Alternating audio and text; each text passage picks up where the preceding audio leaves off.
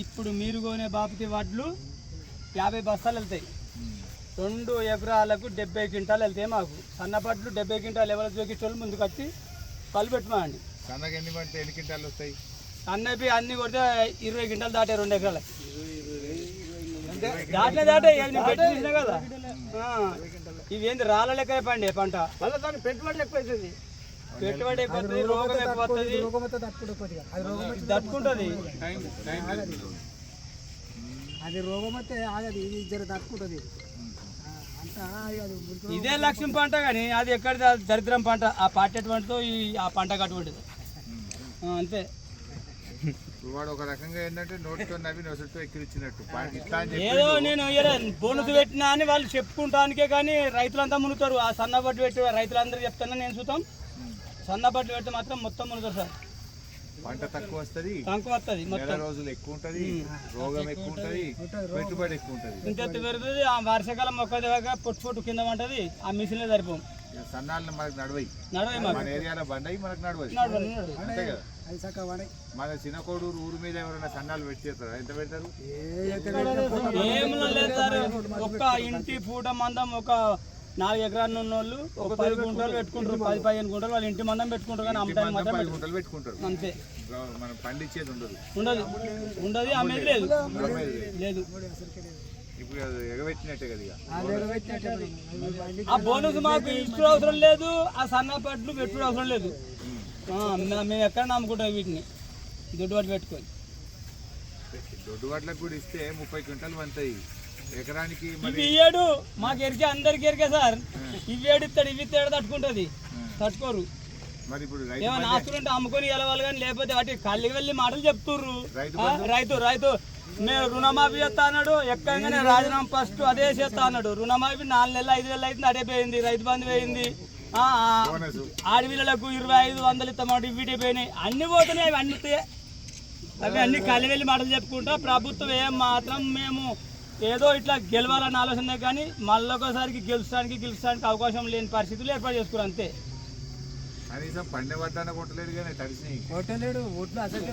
అంటే ఏదో కిందికో మీదకో తల్లాడుతారు. ఇప్పుడు ఆ కోమట్లు ఇంత మా దగ్గర 3 కిలో 4 కిలోలు దోసుకొని రైతులను ముంచుకుంటా వాళ్ళతో మంచి మిల్లులు వేసుకుంటానికి ఇంట్లో ఏముంది సార్. వీటి ఇంత మంచి వడ్డం తీసుకోకపోతే ఇక్కడ జర్ర మందం అయిందంటే 3 కిలోలు కట్ చేస్తా.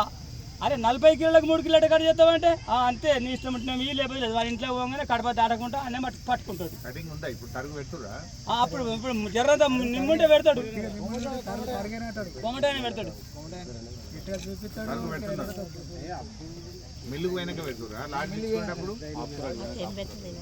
లేదు సార్. ఇప్పుడు ఎందుకంటే కొంచెం మాషరి వీళ్ళు ఏముంటుంది అంటే మిల్లు కరెక్ట్గా జోకాలంటే వాళ్ళు 17-18 దాకా నేను చూద్దాం వాళ్ళు పనిచేసిన మిల్లులలో 18 తోటి నిజానమైన బియ్యం వస్తాయి. వీళ్ళు ఏం చేస్తారంటే 14 రావాలని రైతులను హింసించుకుంటే కథలు పెడతారు. పచ్చి వడ్లు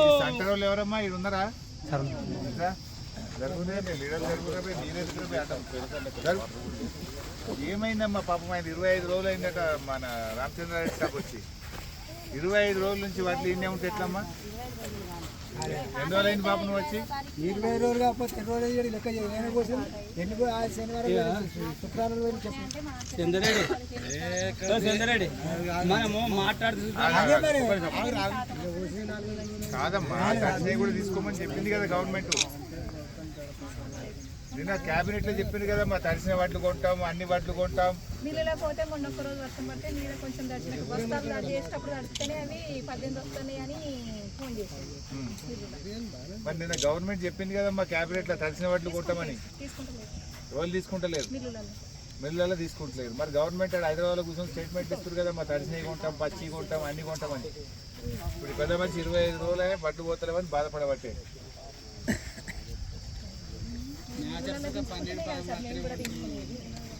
25 రోజులు ఉంటే ఎట్లా మా మొలకెత్తినాయి, కింద మొత్తం మొలకలు వస్తున్నాయి, బడ్లు చచ్చిపోయినాయి. అడుపు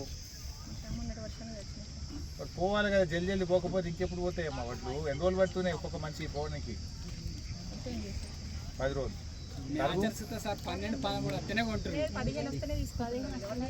సంచికి ఎంత పెడుతుండ్రు? 41 కిలోలు. 1 కిలో ఎక్కువ పెడుతుండ్రా?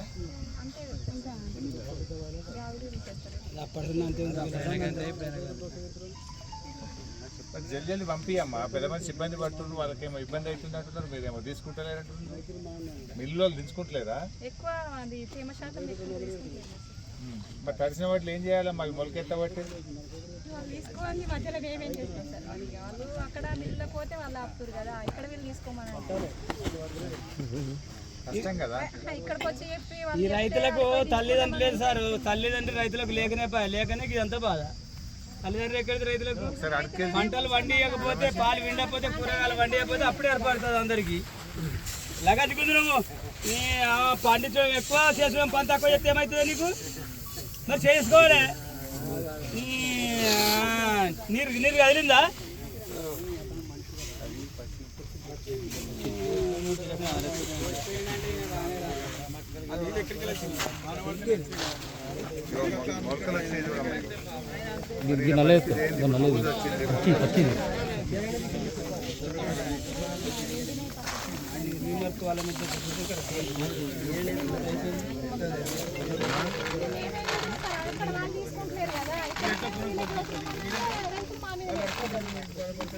మిల్లులు తీసుకుంటలేదు. శర్మన డిఎం సివిల్ సప్లైస్. మా దగ్గర పండేటియే దొడ్డు వడ్లు అని చెప్తా ఉన్నారు. ముఖ్యంగా సన్న రకాలు రోగం ఎక్కువ, పంట దిగుబడి తక్కువ. మరి ఒక నెల రోజులు పంట కూడా ఈ దొడ్డు వడ్లు 4 నెలలు పండితే సన్న రకాలకు 5 నెలలు పండుతాయి. అంటే పెట్టుబడి ఎక్కువ, దిగుబడి తక్కువ, కాల పరిమితి ఎక్కువ. మరి అందువల్ల ఎవరు కూడా ఈ ప్రాంతంలో సన్న రకాలు పెట్టే పరిస్థితే లేదు. ఇలా సిద్దిపేట జిల్లా చూసినట్టయితే మా సిద్దిపేట జిల్లాలో 3,38,389 ఎకరాల్లో వరి సాగైంది యాసంగి పంటలు. యాసంగిలో 3,38,389 ఎకరాల్లో వరి పెట్టినారు. ఇందులో దొడ్డు రకం ఎంత అంటే 3,21,469 ఎకరాలు దొడ్డు రకం. సన్న రకం ఎంత అంటే 16,920. ఇది సన్న రకం. అంటే రూపాయికి 95 పైసలు దొడ్డు రకమే పండిస్తున్నారు. ఒక్క 5 పైసలే సన్న రకం ఉంది. ఈ 5 పైసలు కూడా ఏంటిది? ఇంటి మందం 4 బుక్కలు తినడానికి సన్న వడ్లు రైతులు పెట్టుకుంటా ఉన్నారు.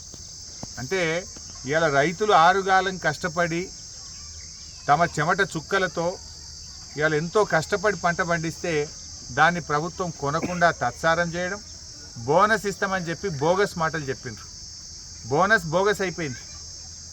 ఇవాళ మీరు బోనస్ ఇస్తామని ఆశపడ్డ రైతులకు మొండి చేయి చూపించిండ్రు మీరు. అప్పుడేమో చేయి గుర్తు కోటేయమన్నారు, మరి గద్దెను ఎక్కినాక మొండి చేయి చూపించారు మీరు. ఇవాళ అన్ని రకాల వడ్లకు బోనస్ ఇవ్వాలని చెప్పి మేము డిమాండ్ చేస్తూ ఉన్నాం. రైతులు స్పష్టంగా చెప్తున్నారు దానికి రోగాలు ఎక్కువ. దొడ్డు రకాలైతే 30 క్వింటాలు పండుతాయి, సన్న రకాలైతే 20 క్వింటాలే పండుతాయి. రోగాలు ఎక్కువ, పెట్టుబడి ఎక్కువ, ఖర్చు ఎక్కువ, దిగుబడి తక్కువ. అందువల్ల మా దగ్గర సన్న రకాలు పండయి. ఇక్కడ ఎండ ఎక్కువ ఉంటుంది, నూకలు అవుతాయి, పండేదే దొడ్డు రకం అని చెప్పి రైతులు చెప్తా ఉన్నారు. అంటే నీ కథ ఏంది? ఇప్పుడు సిద్దిపేట జిల్లాలో 3,21,469 ఎకరాల్లో దొడ్డు రకాలు పండినాయి. వీళ్ళందరికీ ఎగబెట్టినట్టే కదా నువ్వు. అంటే 95 రూపాయికి 95 పైసలు ఎగబెడతా అంటున్నావు, 5 పైసల వాళ్ళకు బోనస్ ఇస్తా అంటున్నావు. ఆ 5 పైసలు కూడా అమ్మరు కదా, ఇంటి మందం పెట్టుకునే తిండి గింజలు అవి మార్కెట్లోకి తెచ్చి అమ్ముతే నువ్వు ఇస్తా అంటున్నావు. అవి వాస్తవానికి 5 పైసలు పెట్టిన వాళ్ళు కూడా ఇంటి మందం పెట్టిన తిండి గింజలు. వాటికి నువ్వు ఇచ్చేదేంటి? అంటే దీన్ని బట్టి నువ్వు ఇస్తలేవు. మొత్తానికి వడ్లకు ఎగబెట్టినావు, నువ్వు బోనస్ ఇస్తా అని చెప్పి ఎగబెట్టినావు. మరి ఇప్పుడు వానకాలం స్టార్ట్ అయింది, మళ్ళా దున్నుతూ ఉన్నారు. ఇవాళ పరిస్థితి ఏంటంటే జనుము కానీ జీలుగు విత్తనాలు దొరుకుతలేవు ఎక్కడ. పచ్చి రొట్టె విత్తనాలు ఇవాళ ఆగ్రో సేవా కేంద్రాల్లో పోతే విత్తనాలు లేవు అంటున్నారు. గతంలో కేసీఆర్ ఉన్నప్పుడు, బీఆర్ఎస్ ప్రభుత్వం ఉన్నప్పుడు ఎన్ని సంచులు కావాలంటే పచ్చి రొట్టె విత్తనాలు అన్ని సంచులు తెచ్చి స్టాక్ పెట్టినాం. ఇవాళ సిద్దిపేటలో రాష్ట్రంలో ఎక్కడ పోయినా కూడా పచ్చి రొట్టె విత్తనాలు అందుబాటులో లేవు. జనుము జీలుగు విత్తనాలు లేవని చెప్పి ఇవాళ రైతులు ఇబ్బంది పడుతూ ఉన్నారు. పెద్ద పెద్ద లైన్లు, వెనకటనేమో చెప్పుల లైన్లో పెట్టిన ఎరువు బస్తాల కాంగ్రెస్ జమానాల, ఇవాళ పచ్చి రొట్టె విత్తనాల కోసం పాస్బుక్లు లైన్లో పెట్టి రోజుల తరబడి ఎదురు చూడాల్సిన పరిస్థితి వచ్చింది. పచ్చి రొట్టె విత్తనాలు కూడా రైతులకు సరఫరా చేయలేకపోతుంది. వడ్లు కొనడం చేతనైతలేదు ఈ ప్రభుత్వానికి. మరి రైతు బంధాన్ని ఇస్తారా? మరి మీరేమో మాటలు కోటలు దాటినాయి. వ్యవసాయానికి వ్యవసాయ పనులు ప్రారంభం కాకముందే పెట్టుబడి సాయం ఇస్తాము, రైతు బంధు ఇస్తాము, ఎకరానికి 7,500 ఇస్తామన్నారు. మేము ప్రభుత్వాన్ని కోరుతున్నాం, వానలు పడ్డాయి, రైతులు దుక్కి దున్నడం ప్రారంభం చేసిండ్రు, ఆ ట్రాక్టర్ కిరాయిలకు పైసలు కావాలి. మీరు చెప్పిన మాట ప్రకారంగా ఆ 7,500 రూపాయలు ఎకరానికి ఇస్తామని మీరు మాట ఇచ్చిండ్రు, బాండు పేపర్ల మీద రాసిచ్చిండ్రు, కాళ్ళల్లో మొక్కిర్రు, చేతులల్లో పట్టుకున్నారు. ఆ 7,500 వెంటనే ఈ జూన్ నెలలోనే రైతు బంధు పైసలు వేయాలని చెప్పి ప్రభుత్వాన్ని మేము డిమాండ్ చేస్తూ ఉన్నాం. ఎందుకంటే పెట్టుబడి సాయం అనేది టైం మీద ఇస్తే రైతులకు అది ఉపయోగపడుతుంది. ఇంత మందు బస్తాలు తెచ్చుకుంటారు, విత్తనాలు కొనుక్కొచ్చుకుంటారు, ట్రాక్టర్తో దుక్కి దున్నడానికి ట్రాక్టర్ కిరాయిల కన్నా పనికొస్తుంది. మీరు చెప్పిన ప్రకారంగా రైతు భరోసా 7,500 రూపాయలు జూన్ నెలలోనే రైతులకు ఇవ్వాలని చెప్పి ప్రభుత్వాన్ని డిమాండ్ చేస్తూ ఉన్నాం.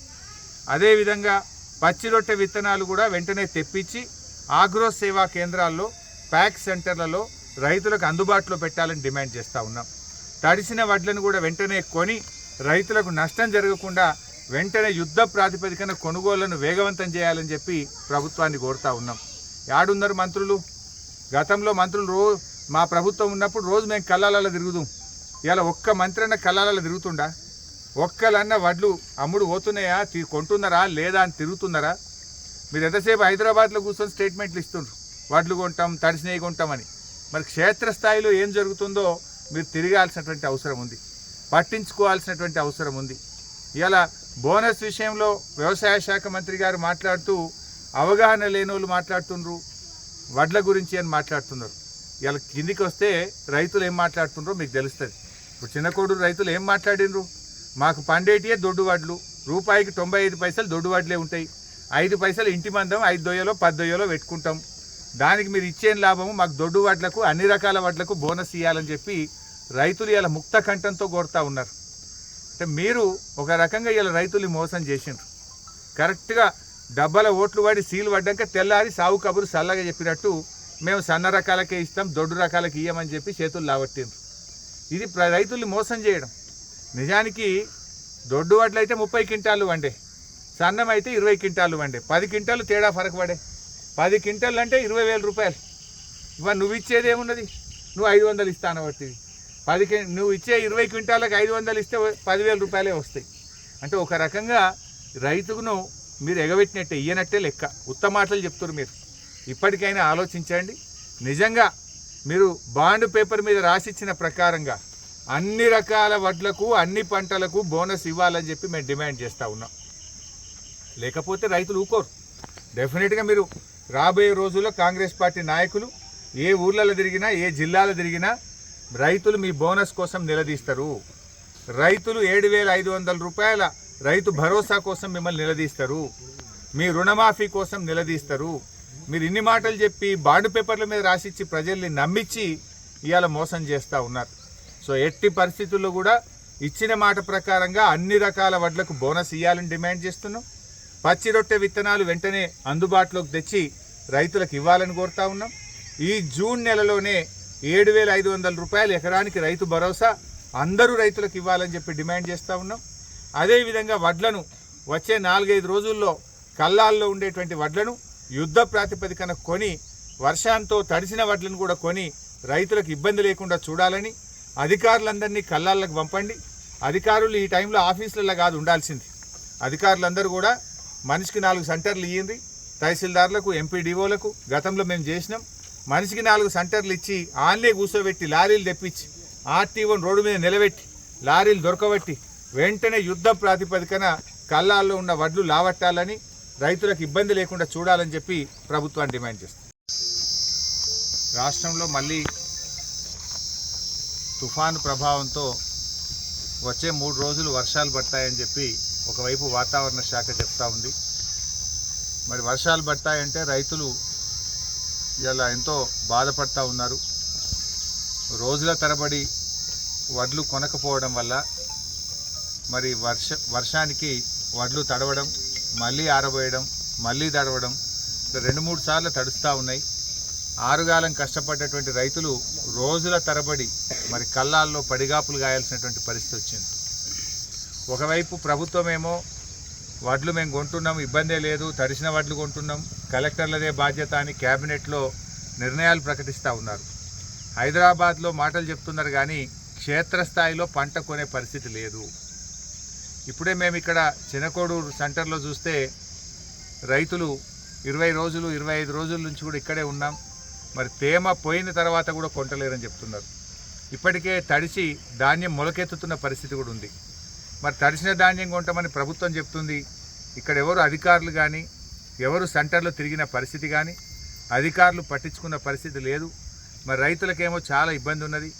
మరి సెంటర్లకు కొన్న వడ్లు రైస్ మిల్లుకు పోయిన తర్వాత తేమ శాతం ఉందని మొలకెత్తిందని రైస్ మిల్లర్లు ఆపడం, తరుగు తీసేయడం, మరి సంచికి 3 కిలోలు కట్ చేసే పరిస్థితి కూడా కనబడతా ఉంది. ఇప్పటికైనా ప్రభుత్వం మేల్కొని వెంటనే తరుగు లేకుండా వడ్లు కొనాలని చెప్పి డిమాండ్ చేస్తూ ఉన్నాం. తరుగు కూడా తీసేయకుండా చూడాలని కోరుతూ ఉన్నాం. తడిసిన వడ్లు మొలకెత్తిన వడ్లు కూడా మీరు కొంటమని మాటల్లో చెప్పడం కాదు, కింద మరి వచ్చి కొనిపియాలి. తక్షణమే తడిసిన వడ్లు కూడా కొని రైతులకు ఇబ్బంది కాకుండా చూడాలని చెప్పి కూడా కోరుతూ ఉన్నాం. ఎందుకంటే మళ్ళీ 3 రోజులు వర్షాలు పడితే రైతులు చాలా టెన్షన్ పడుతూ ఉన్నారు. వరుసగా 3 రోజులు వానలు పడితే మళ్ళీ అంతా ఆగమైపోయే పరిస్థితి ఉంది. ఇంకా 40% ధాన్యం కల్లాల్లోనే ఉంది. మరి వెంటనే యుద్ధ ప్రాతిపదికన లారీల సంఖ్య పెంచి మరి ఒక్కొక్క సెంటర్కు 2-3 రైస్ మిల్లు అలాట్ చేసి త్వరితగతిన వడ్లు కొనాలని చెప్పి ప్రభుత్వాన్ని కోరుతా ఉన్నాం.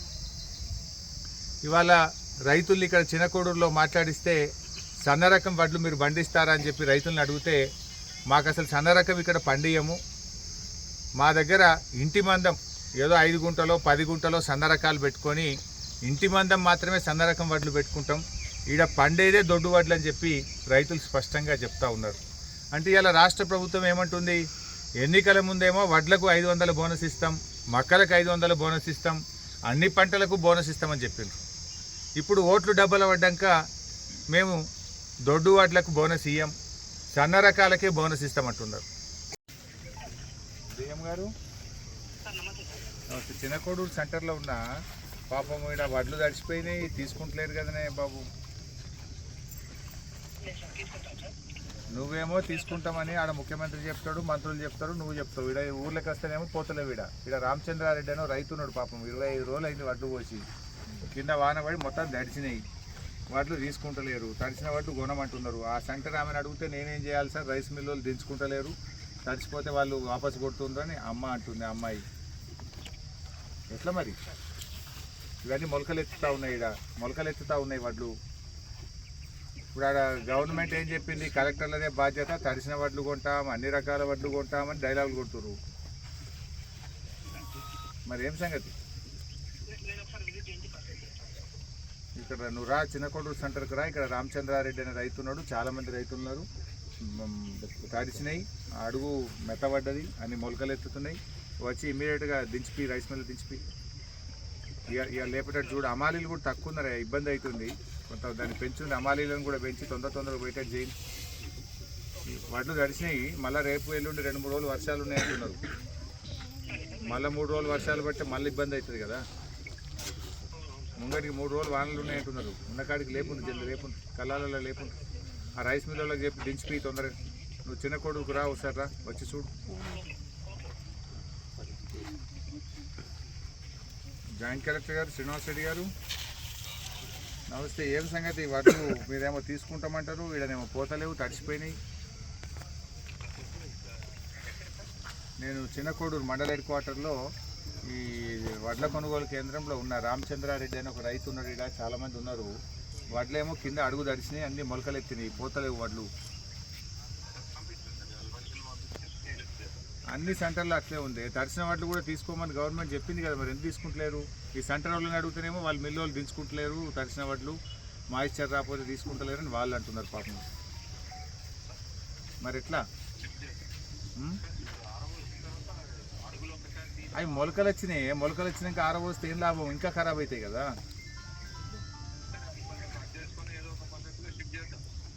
చేయండి మరి. మొలకలు వచ్చినాయి, అడగలుతా మరి ఇబ్బంది అవుతుంది. మళ్ళీ రేపు 2 రోజులు వానలు ఉన్నాయి అంటున్నారు. ఈ చినకోడూరు వెరిఫై చేసి వెంటనే వడ్లు లేపింది మొత్తం. వాళ్ళు వస్తారు ఇవాళ, కలెక్టర్ చెప్పినా, డిఎం సివిల్ సప్లై చెప్పినా. ఉండి లావట్టుంది అమ్మా, తొందరగా లావట్టుంది అమ్మా. అవి మొలకలు ఎత్తే ఇంకా ఇబ్బంది అవుతుంది. సార్ పొద్దున కప్పని నిన్న సార్ ఇంకా 18 వస్తుంది మళ్ళీ మళ్ళీ నలుగురు లేబర్లను పెట్టుకుని మళ్ళీ సార్ తిప్పరావాలి సార్ ఇదంతా ఎండ వచ్చినాక అట్లనే పెడుతురు ఇదంతా ఎండ వచ్చినాక వాన వస్తే సార్ మళ్ళీ మట్టుకోవాలి ఇబ్బంది పెట్టిస్తురు గట్టిగా మాట్లాడితే పచ్చేంద్ర పడతారు